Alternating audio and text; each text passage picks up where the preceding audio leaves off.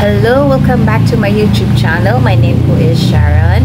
Ngayon po, ang ating topic po ay delikado ba ang high blood sa pagbubuntis?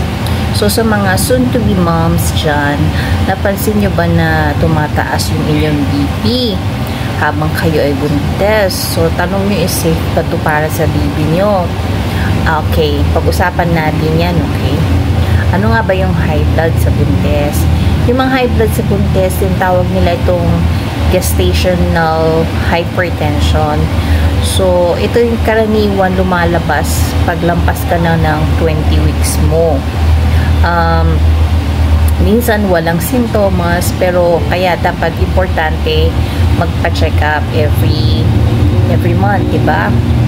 So, bakit ito delikado? Delikado kapag high blood kasi may chance na maging hindi na siya lumaki yung baby mo sa loob, hindi na siya lumaki ng maayos, maaga kang makakapanganak, ibig sabihin preterm birth, bumababa yung oxygen sa nutrients ng bata.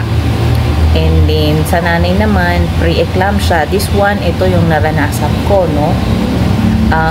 Pre-eclampsia severe akin dahil sobrang tumaas yung aking BP at na emergency delivery ako noon.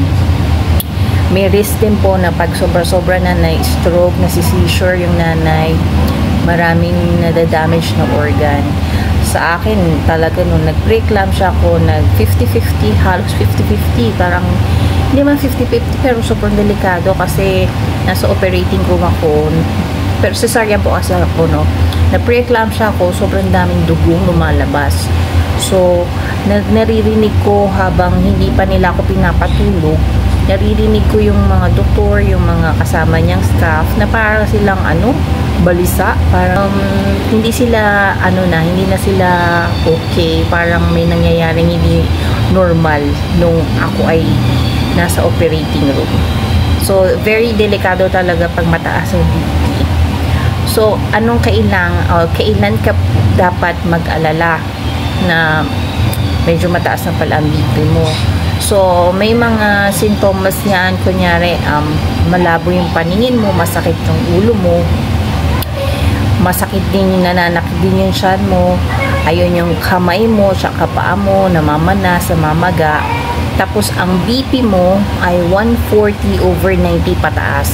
Yung ako binipi, kaya ako nag-emergency delivery, CS 150/90.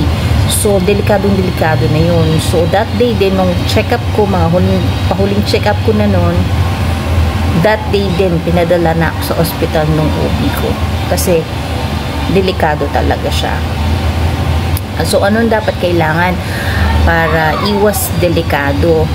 Unang-una, yung magpa-check up ka. Syempre, dapat regular yung check up mo.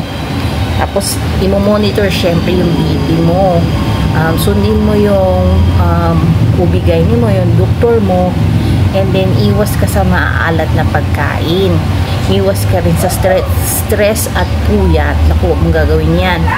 And then, kumain ka ng healthy food. Wag puro, kung pwede iwasan talaga yung mga fast food. Dapat more on gulay, fresh fruit, fresh talaga, or kaya steam, mga ganun. Para hindi ka magkaroon ng, o hindi tumaas ang BP mo. Kaya nga mga mommies, bantayan nyo yung mga BP habang kayo ay buntis. Hindi man natin makontrolan lahat, pero kailangan ng right guidance para safe kayo at ang inyong baby.